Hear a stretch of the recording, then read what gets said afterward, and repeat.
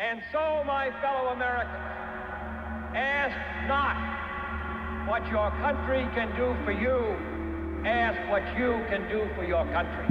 You, John Fitzgerald Kennedy, do solemnly swear. I, John Fitzgerald Kennedy, do solemnly swear. That you will faithfully execute the office of President of the United States. That I will faithfully execute the office of President of the United States. And will, to the best of your ability. And will, to the best of my ability. Preserve, protect, and defend the Constitution of the United States. Preserve, protect, and defend the Constitution of the United States. So help you God. So help me God.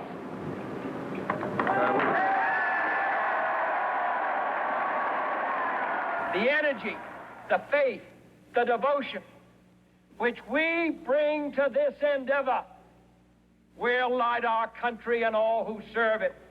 And so, my fellow Americans, ask not what your country can do for you, ask what you can do for your country. On the 20th of January, 1961, John F. Kennedy was inaugurated as the President of the United States after winning the election against his Republican opposition, Richard Nixon. I want to say that one of the great features of America is that we have political contests, that they are very hard fought, as this one is hard fought, and once the decision is made, we unite behind the man who is elected. I'm especially proud that this country has put forward for the 60s a vast cooperative effort to achieve economic growth and social progress throughout the Americas. Kennedy came into the presidency during the height of the Cold War, meaning tension around the globe was at an all-time high. And a lot of eyes were on Kennedy as the new leader of the free world. Cold War rhetoric dominated the 1960 presidential campaign. Senator John F. Kennedy and Vice President Richard M. Nixon both pledged to strengthen American military forces and promised to take a tough stance against the Soviet Union and international communism. Kennedy warned of the Soviets' growing arsenal of intercontinental ballistic missiles and pledged to revitalize American nuclear forces. My friends, I close on a note of hope. We are not lulled by the momentary calm of the sea or the somewhat clearer skies above. We know the turbulence that lies below and the storms that are beyond the horizon this year. But now the winds of change appear to be blowing more strongly than ever in the world of communism, as well as our own. For 175 years, we have sailed with those winds at our back and with the tides of human freedom in our favor. We steer our ship with hope, as Thomas Jefferson said, leaving fear astern. Today, we still welcome those winds of change, and we have every reason to believe that our tide is running strong. With thanks to Almighty God for seeing us through a perilous passage, we ask His help anew in guiding the good ship Union. John F. Kennedy was the first American president born in the 20th century. The Cold War and the nuclear arms race with the Soviet Union were vital international issues throughout his political career. His inaugural address stressed the contest between the free world and the communist world. And I can assure all of you here who have reposed this confidence in me that I will be worthy of your trust. We will carry the fight to the people in the fall, and we shall win. And he pledged that the American people would pay any price, bear any burden, meet any hardship, support any friend, oppose any foe to assure the survival and success of liberty. As a nation, we have little capacity for deception. We can convince friend and foe alike that we are in earnest about the defense of freedom only if we are in earnest. And I can assure the world that we are. Then there was the Bay of Pigs fiasco. Before his inauguration, JFK was briefed on a plan drafted during the Eisenhower administration to train Cuban exiles for an invasion of their homeland. The plan anticipated that support from the Cuban people and perhaps even elements of the Cuban military would lead to the overthrow of Castro and the establishment of a non-communist government friendly to the United States. Kennedy approved the operation, and on April 17, 1961, 1,400 Cuban exiles trained by the CIA launched what became a botched invasion at the Bay of Pigs in the south of Cuba. Fidel Castro was, of course, the leader of Cuba. And, you know, he had set up a communist state so near to American soil. So that it did worry many Americans. And we'd come out of the McCarthy years where, you know, anything remotely communist leaning was seen as a massive threat, and many people got blacklisted. And, you know, if you were a commie, you were out of a career for a long while. So there was a lot of concern about Castro. And President Eisenhower had been planning an invasion of Cuba. And so when Kennedy came to power after Eisenhower, he felt perhaps that he ought to, you know, perhaps go along with this. But I don't think he was ever entirely comfortable with it. And the Bay of Pigs invasion was a failure, I think, partly because Kennedy did not give full sort of, backing. Airstrikes probably would have really helped the troops coming in. He didn't give air cover, for instance. And so, you know, many blamed Kennedy for that. But if you're a Cuban, nonetheless, that was an invasion, or an attempted invasion. And many Cubans were not happy at all with Kennedy. In Cuba itself, the people have been exhorted by Castro to push back the invader, and 300,000 militiamen have been mobilized. The invasion was successful in its early hours, with Castro, of course, blaming the U.S. Is it the first chink in his armor? The entire force was either killed or captured, and Kennedy took full responsibility for the failure of the operation. So that I think that makes it clear. As I've said from the beginning, the operation was a failure, and that the responsibility rests with the White House. The tension between the USA and the Soviet Union continued to mount due to both the Cuban Missile Crisis and the American interference in the Vietnam War. You will recall that in my recent address to the United Nations General Assembly, I expressed concern of this government over the situation in Southeast Asia, particularly on the attacks on the people of South Vietnam. With this situation in mind, I've asked General Taylor, the wholehearted endorsement of Secretary McNamara and General Lemonster, to go to Saigon this week to discuss with the President and American officials on the spot ways in which we can perhaps better assist the government of Vietnam in meeting this threat to its independence. General Taylor will be accompanied by a small staff from the various departments of government which are concerned. In the summer of 1962, Khrushchev reached a secret agreement with the Cuban government to supply nuclear missiles capable of protecting the island against another U.S.-sponsored invasion. Kennedy responded by placing a naval blockade, which he referred to as a quarantine, around Cuba. He also demanded the removal of the missiles and the destruction of the sites. Recognizing that the crisis could easily escalate into nuclear war, Khrushchev finally agreed to remove the missiles in return for an American pledge to not re-invade Cuba. But the end of the Cuban Missile Crisis did little to ease the tensions of the Cold War. The Soviet leader decided to commit whatever resources were required for upgrading the Soviet nuclear strike force. His decision led to a significant escalation of the nuclear arms race. In June 1963, President Kennedy spoke at the American University commencement in Washington, D.C. He urged Americans to critically re-examine Cold War stereotypes and myths, and called for a strategy of peace that would make the world safe for diversity. In the final months of the Kennedy presidency, Cold War tensions seemed to soften as the Limited Nuclear Test Ban Treaty was negotiated and signed. I believe the Test Ban Treaty will be and should be approved by the United States Senate, which of course is the key action in our country which is necessary after the signing in Moscow.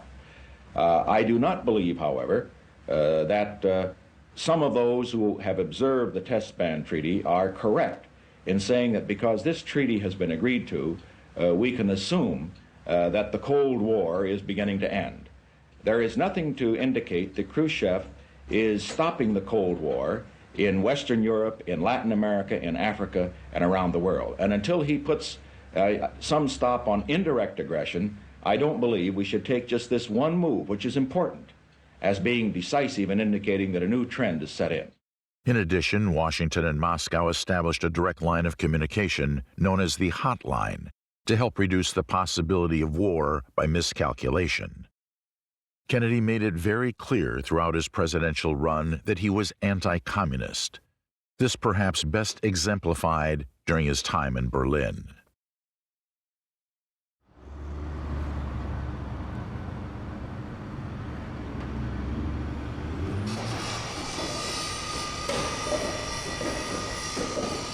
In the early morning hours of August 13, 1961, the people of East Berlin were awakened by the rumbling of heavy machinery barreling down their streets toward the line that divided the eastern and western parts of the city.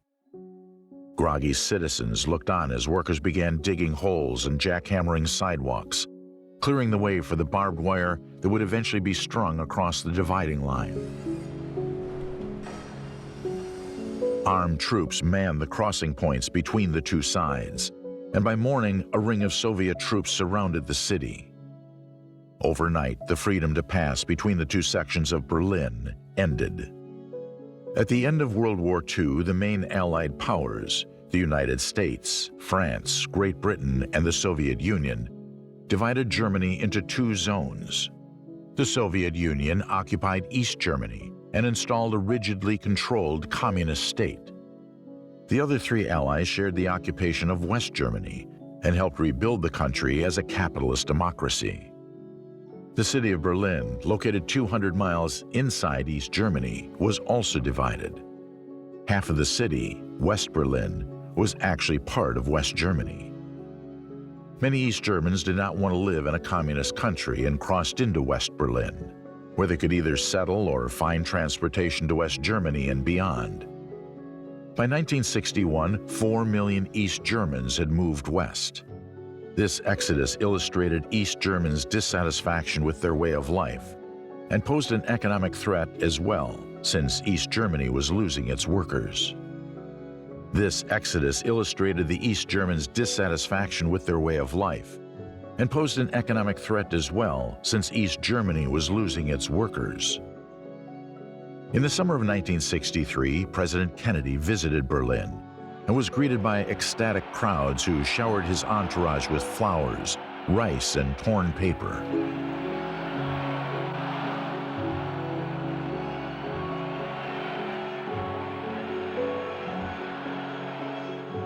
In the Rudolph-Wilde-Platz, Kennedy gave one of his most memorable speeches to a rapt audience. No other American politician had met with such joy and enthusiasm on a visit to Germany.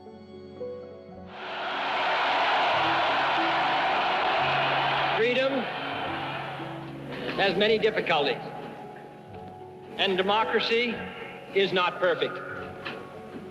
But we have never had to put a wall up to keep our people in, to prevent them from leaving us. There are some who say that communism is the wave of the future. Let them come to Berlin. And there are even a few who say that it's true that communism is an evil system, but it permits us to make economic progress. Lass sie nach Berlin kommen. Let them come to Berlin.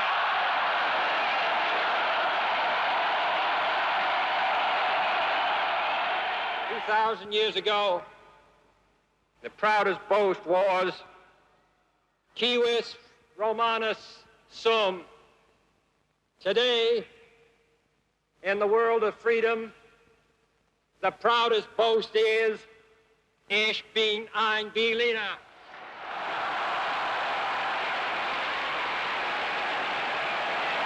Shortly after President Kennedy's death in November of 1963, The square where he had made his famous speech was renamed the John F. Kennedy Plots.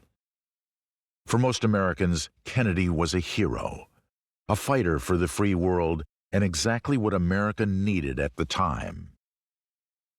But sadly, not everyone thought so.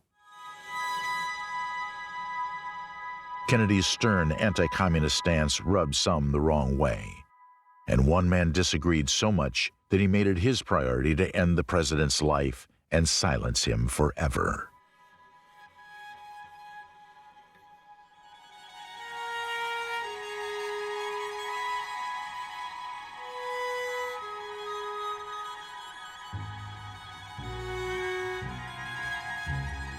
Kennedy had won the 1960 election by a very slim margin, and he and his party knew that in order to win in 1964, the Democrats would need at least 2 states with a large enough number of electoral votes to secure their victory.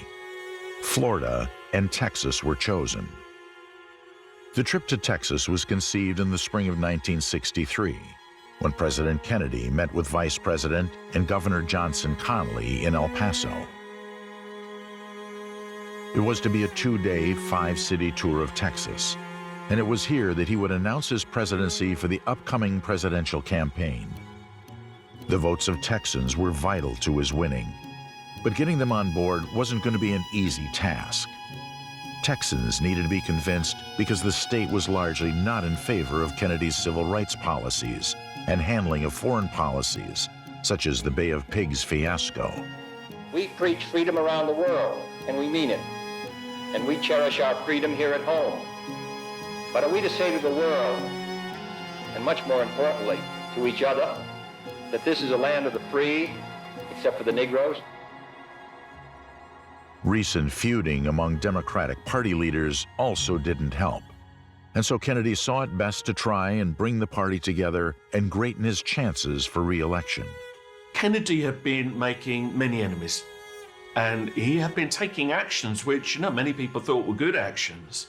But, the people that he was trying to basically take away powers from, they didn't want this to happen. I mean, just to give one example, he created an executive order, which means that basically the president can do what he wants to do, to curtail some of the powers of the Federal Reserve.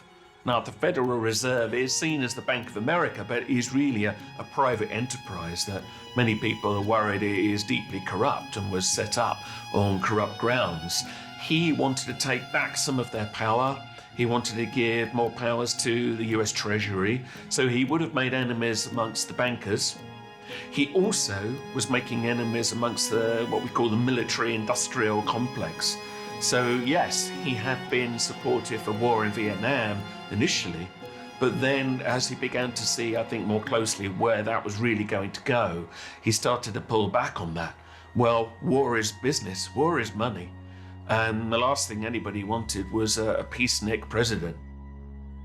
On November 21st, 1963, John F. Kennedy and his wife, Jacqueline Kennedy, departed the White House and set on their journey to San Antonio, Texas, on Air Force One at 10:50 a.m. They began their political, speaking, and fundraising tour by addressing their plans for the space program. Great British explorer George Mallory, who was to die on Mount Everest, was asked why did he want to climb it. He said, because it is there. Well, space is there, and we're going to climb it. And the moon and the planets are there, and new hopes for knowledge and peace are there. And therefore, as we set sail, we ask God's blessing on the most hazardous and dangerous and greatest adventure on which man has ever embarked. Thank you. By 11 p.m., the weather had taken a turn for the worst, causing them to reconsider their plans for Texas in the morning. However, the following morning was beautiful, as the rain had unexpectedly stopped. The Kennedys arrived in Dallas, Texas, no later than 11:30 a.m., landing at Love Field. It was now the 22nd of November, 1963.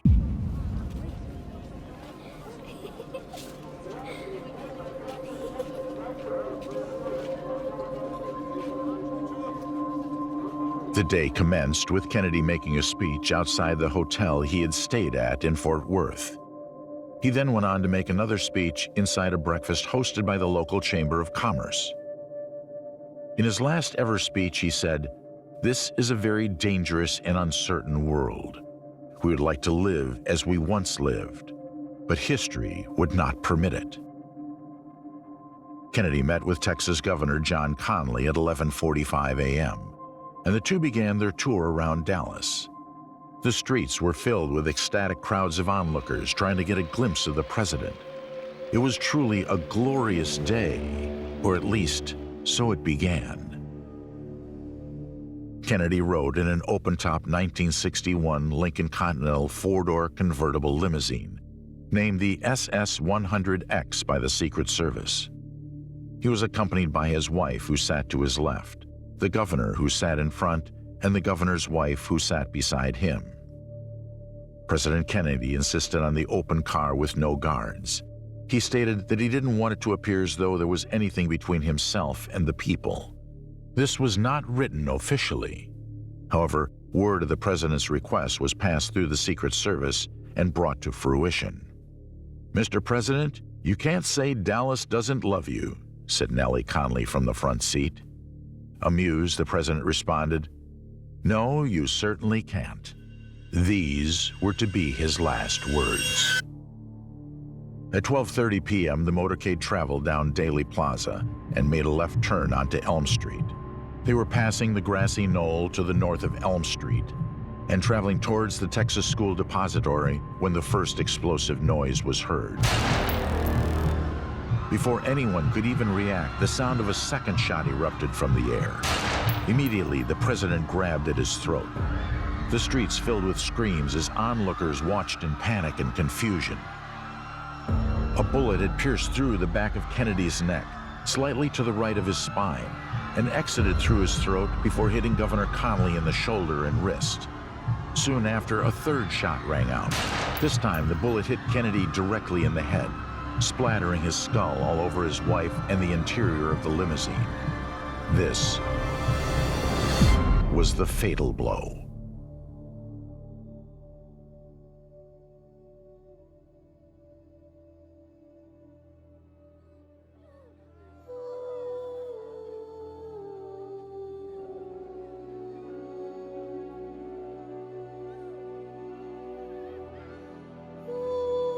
The impact was so severe that fragments of blood and brain even landed on the Secret Service car that was following behind.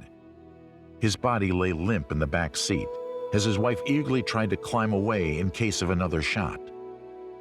The limo sped off to Parkland Memorial Hospital within minutes, but sadly, it was already too late. President John F. Kennedy was declared dead at 1 p.m.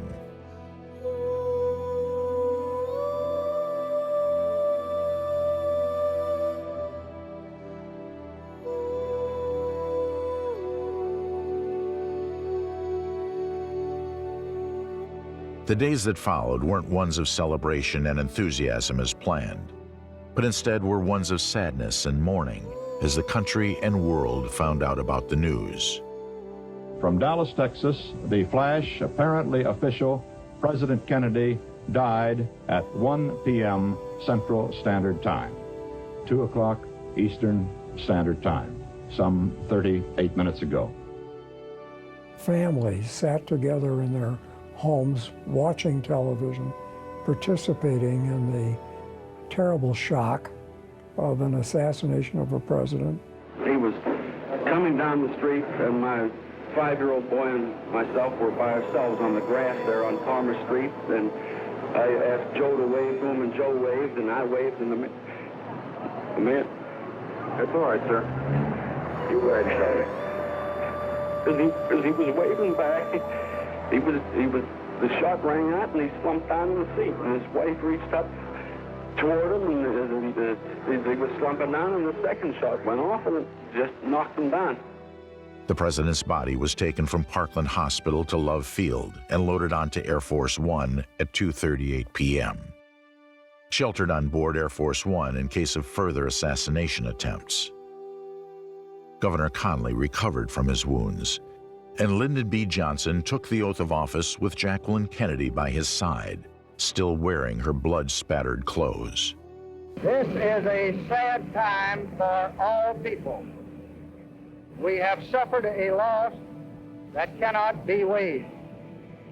For me, it is a deep personal tragedy.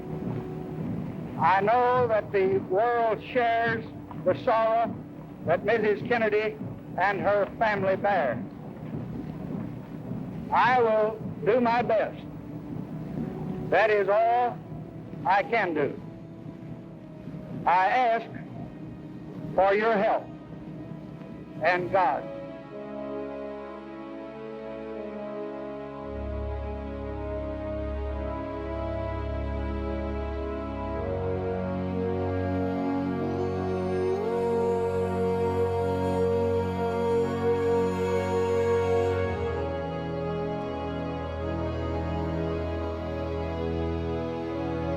The unprecedented intensity of that wave of grief, mixed with something akin to despair, which swept over our people at the news of President Kennedy's assassination, was a measure of the extent to which we recognized what he had already accomplished, and of the high hopes that rode with him in a future that was not to be. Word of Kennedy's death was global breaking news by now, and preparations for his funeral had commenced. But still, one question remained. Who shot the president? Let's take a look at the moments that directly followed the shooting in Dallas. On the day of the assassination of Kennedy, 22nd of November, 1963, we had, if you like, an event that, was normal. It was a parade, it was the president in an open-top car. You wouldn't do that these days, probably. But it was just a wonderful thing. He was visiting Texas, and people were lining the streets. They were out to see him. Several witness accounts pointed towards the southeast corner window on the 6th floor of the Texas School Book Depository building. And so this was the first place the police looked. They searched the building for all people who had reportedly entered, and only 2 employees from the building were missing. One who had walked outside and wasn't allowed back into the building by police at the time of the shooting, and another who had only been working there for a month, Lee Harvey Oswald. The official story says that one man, Lee Harvey Oswald, was somebody who had a grudge against the president. He had certainly Marxist leanings. He, well, on the surface at least, appeared to resent what had happened in Cuba, which he blamed Kennedy for. So he took a gun and he went to one of the rooms in the Texas School Book Repository and basically shot Kennedy as the cars were going by. And he was apprehended soon after. He murdered a police officer, Officer Tippit, while he was, allegedly on the run, and was then finally apprehended in a cinema. By 12:40 p.m., Oswald had fled the scene.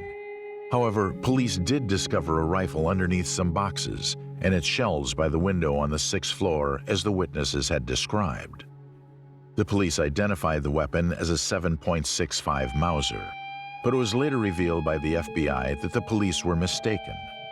They revealed that it was in fact a second-hand Italian Carcano rifle, which had been purchased by Oswald earlier in the year under the alias A. Heidel. The Carcano was a notoriously inaccurate weapon, and for many, it's hard to believe that such a weapon, Oswald, despite his military training, could hit a moving target like the president twice with such precision at a range of approximately 250 feet. Why that rifle? That's dispatches you people have been given, but I emphatically deny these charges. Kill the president? No, I've not been charged with that. In fact, nobody has said that to me yet.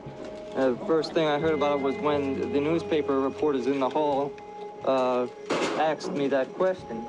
You have been. Nobody said what? Sir? You have been. Nobody said what? Okay, we ain't hear you. Okay. The doubts about Oswald being the only gunman revolve around a number of things. The rifle that he was using, the angle he was shooting at, and what we witness in the famous film taken by Abraham Zapruder, who was filming this on a home movie camera. And when you look at the way the shots appear to hit the president, it's quite hard to believe that all of those shots came from behind, which is what we're told. So Oswald waited for the cars to go by, and then he took the shot from behind. That's what we're told. But if you look at the film, it does look very much as if the president, in the final shot, which takes him out, one shot's fired, it misses, another shot goes through basically Kennedy's back, neck, and then goes on to hit a number of other bits of John Connolly. Then the final shot takes out the president and you see his head explode. But it does look as if he's recoiling from a shot that has come from the front. And he sort of recoils backwards and his head goes to the left. And that, to many people, is not in keeping with the shot that is coming from behind. Oswald was taken into police custody, where he was found to be carrying a forged identity card with the name Alec James Heidel, the same name that had been used to purchase the rifle.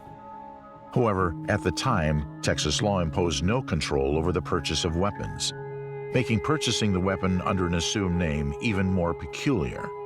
Army intelligence already had a rifle on A.J. Heidel. However, it was suspiciously destroyed before it could be acquired by investigators. But the question still remains of who was Lee Harvey Oswald, and why would he want to murder the President of the United States?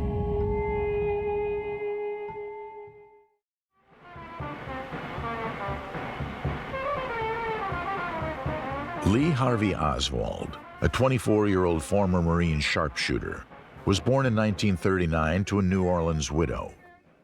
From a young age, Oswald always strived for a life full of adrenaline and adventure. He enlisted into the Marines, defected to the Soviet Union, and even interacted with spies in Mexico City. But it was a single shot fired in Dallas that would cement his place in history. Oswald had been a US Marine, and not a bad Marine, although that said he was court-martialed twice. He accidentally shot himself in the elbow on one occasion. He was fond of guns.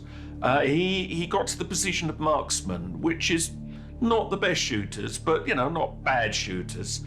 But then he left the Marines, and afterwards he went to live in the Soviet Union. He became a defector, or at least that's what we're told. Oswald had a rough upbringing. 2 months before he was even born, his father died of a heart attack, leaving his mother, Marguerite, to look after their 2 sons.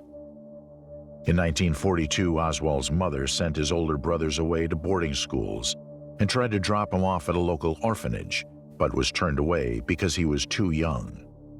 However, that didn't stop her. A year later, she tried again, and Lee was taken in.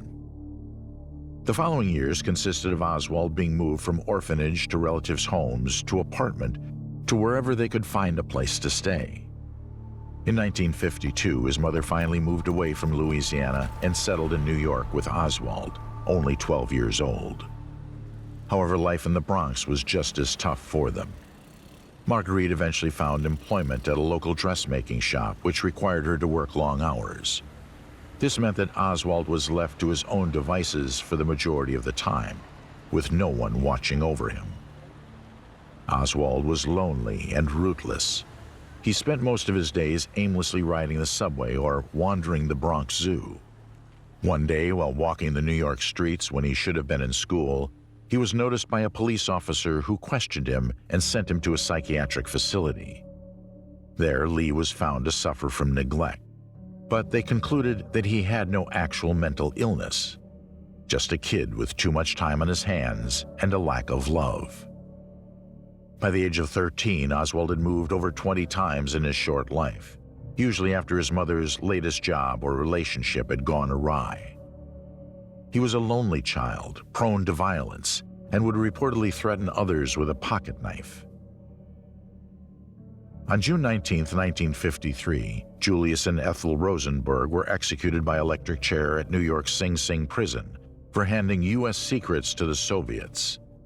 The execution galvanized New York's leftists, who campaigned across the city in the weeks leading up to the execution, handing out leaflets. One of those leaflets made its way into the hands of teenage Lee Harvey Oswald. For the first time in his life, he had encountered socialism. As the Rosenbergs' bodies were quietly buried, Lee began reading books on socialist thought. In 1956, age 17, Lee applied for the United States Marine Corps and was accepted after being rejected the previous year for being too young and lying about his age. He likely viewed this as the start of a new chapter in his life and an escape from his problems. But as many know, you can only run away from your demons for so long before they catch up with you. Whilst in the Marines, Oswald managed to get certification as a sharpshooter. He also developed an interest in banned weapons, an interest that got him in a lot of trouble when his forbidden pistol accidentally discharged and wounded him. As a young man, he continued to study Marxism and learned Russian. He even began preaching about Marxist ideals to his fellow Marines, something that was frowned upon when word got back to his superiors. On September 11, 1959, Oswald got a hardship discharge from the Marines. This crushed Oswald, leaving him feeling even more inadequate and like a failure. But he wouldn't allow it to defeat him. Rather than simply returning to the U.S., he applied for and soon got a Russian tourist visa. And on the 16th of October, Lee Harvey Oswald officially crossed into the Soviet Union. Many believed that in fact he was a double agent and that the defection was a setup, and that in fact all along he was working probably for the CIA. But nonetheless, he went to live in Russia, he and his wife Marina. Soon after, Oswald wrote to the Kremlin, stating that he wanted to defect. However, they rejected his application.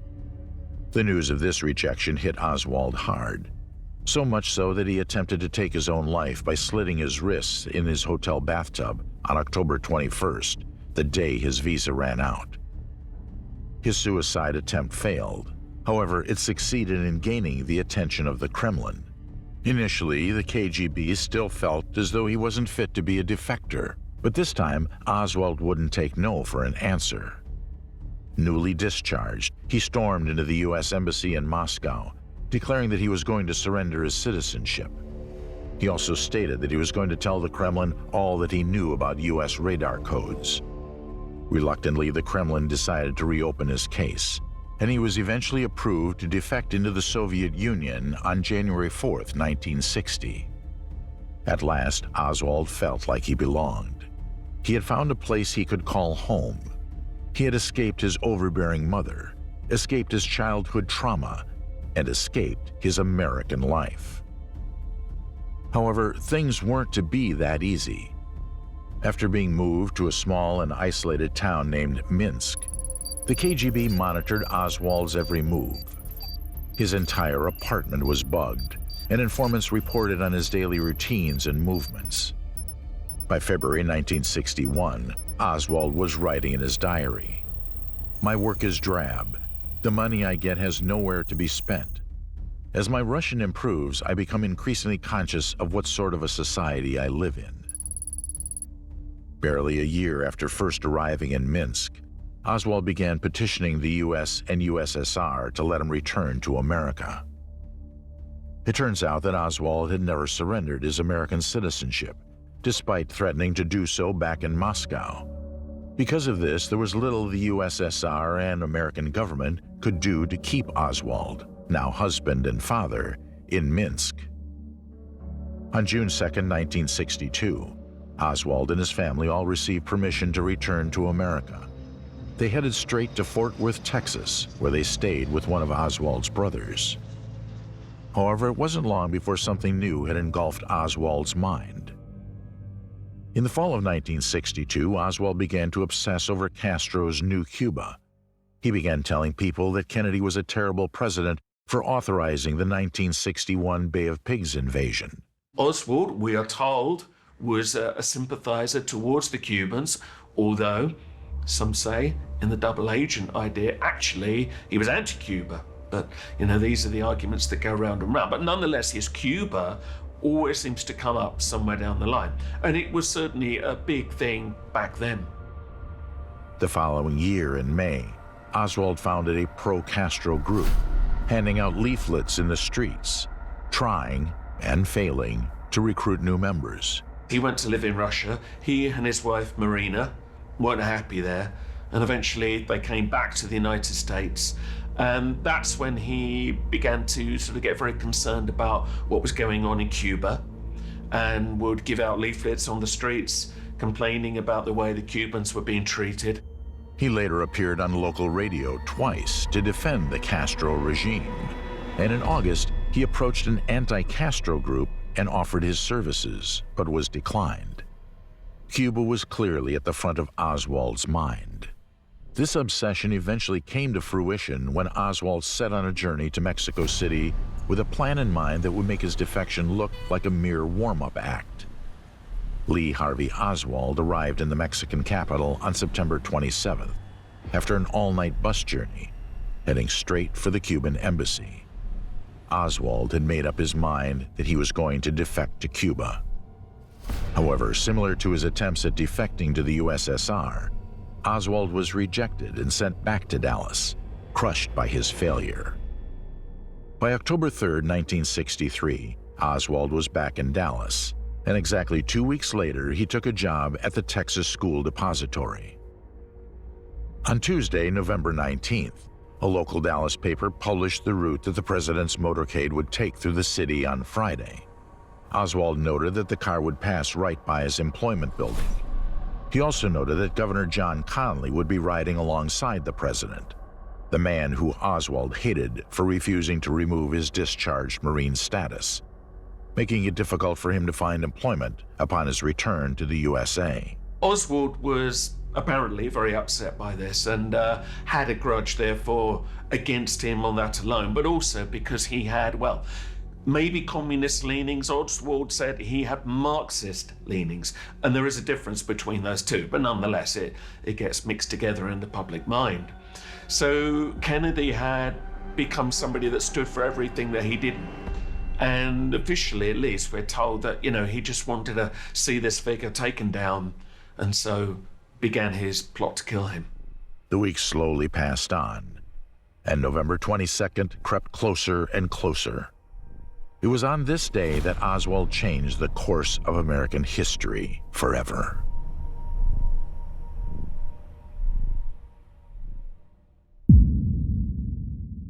It was now November 24th, 1963, a dreary Sunday morning. After being held in police custody for 2 nights, Oswald was being transferred from city jail to county jail. The transfer was being broadcast live on TV for all Americans to see, and they would unexpectedly witness a whole lot more than they had bargained for. Out of nowhere, a man suddenly leapt forward and shot Oswald point blank with a pistol. He's been shot. He's been shot. Oswald has been shot. Oswald was rushed to Parkland Hospital, however, died only 2 hours later. Oswald was killed by a man called Jack Ruby. Now, Ruby owned a nightclub, it was a strip club, it was a sleazy world. He was connected to the mob. That was his world.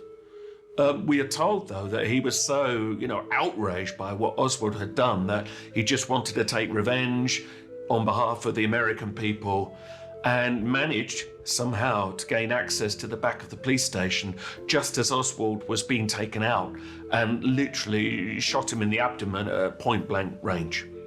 So the story at the time was he was just doing it, because of his own personal motivations.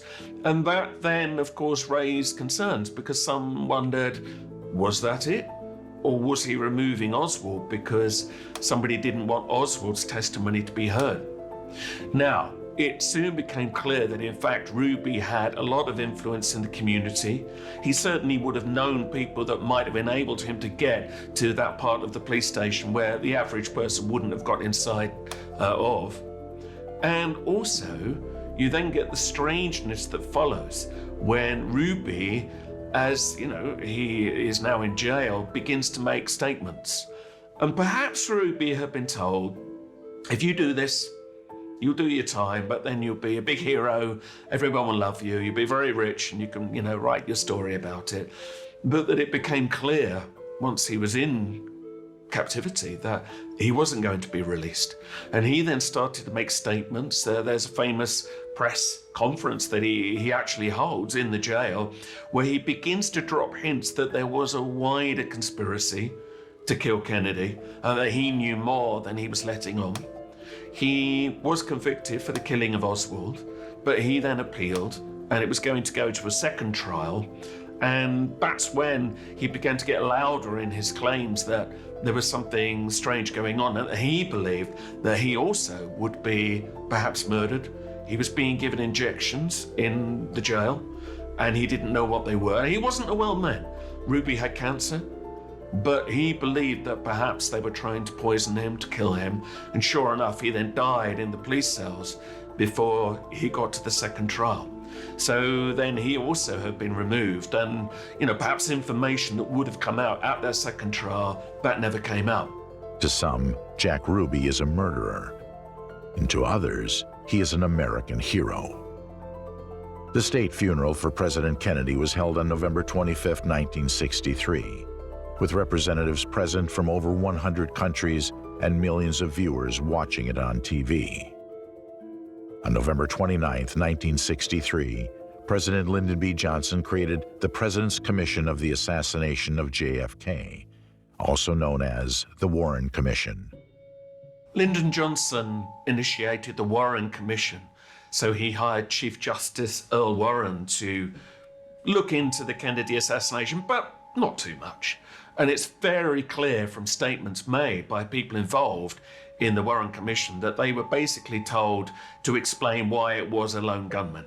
It wasn't a serious investigation. Famously, it didn't look into many things. It was a great jumble. The final Warren Commission report seems to have been gathered in such a way as to make it impossible to get to the truth from it anyway.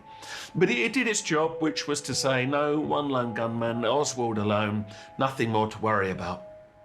But then after, of course, investigations begin and strange facts start to come out, and especially after Robert Kennedy is gunned down, people begin to become more suspicious. They start to look back at it, and by the mid-1970s, especially after Watergate, where now you find that even the president can't be trusted, which back then was a big deal, this starts to make people look back. And Kennedy, his assassination, it had never felt comfortable in the collective gut. Its 888-page final report was presented to Johnson on September 24, 1964.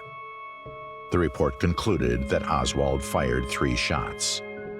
Some argue that there was a second shooter on the grassy knoll that the motorcade was approaching, a theory that is supported by many witness statements that reported hearing gunshots from another direction.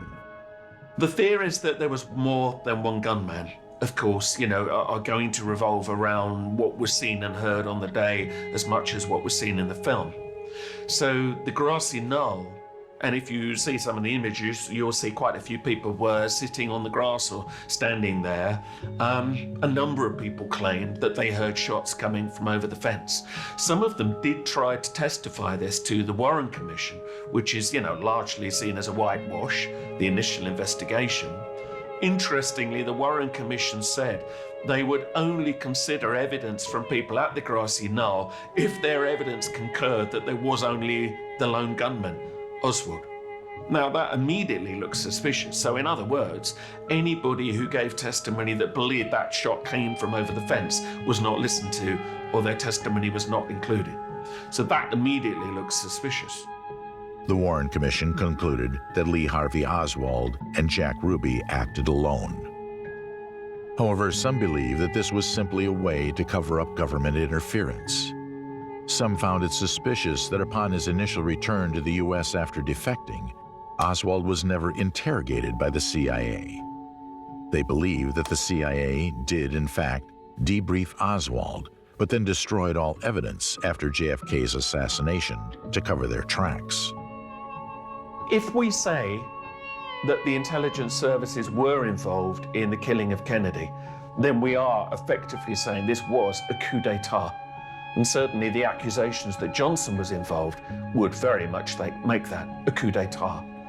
The problem with that, and here are the ramifications for the future, are that if you have history changed by such an event, you can be very sure they've tried to do that since, albeit not quite so obviously.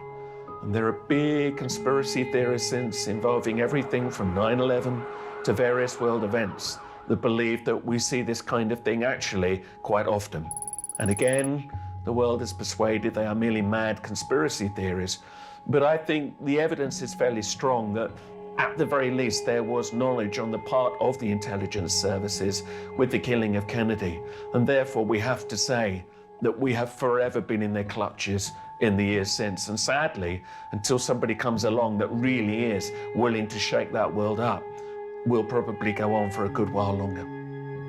What Kennedy knew about a growing plan to get rid of him, he's uncertain. He certainly would have known that he had enemies. And I mean, this is one of the things that by the time that Kennedy was shot, there were factions queuing up that would have been very happy to have seen the end of John F. Kennedy and his reign. Whether Kennedy knew of an actual plot, I think is perhaps doubtful. Certainly if he knew of the events of what was going to happen that day, I don't think he would have driven or been driven in an open-top car. So I think he would not have understood that it was getting so near to fruition. Most Americans don't believe the official version of what happened, with a survey finding that 61% thought that others were involved in the assassination. The truth will never be known 100%, and people will continue to derive theories on what really took place on that historic day. But one thing is for certain. On November 22nd, 1963, the President of the United States was assassinated, shocking the world and changing America forever.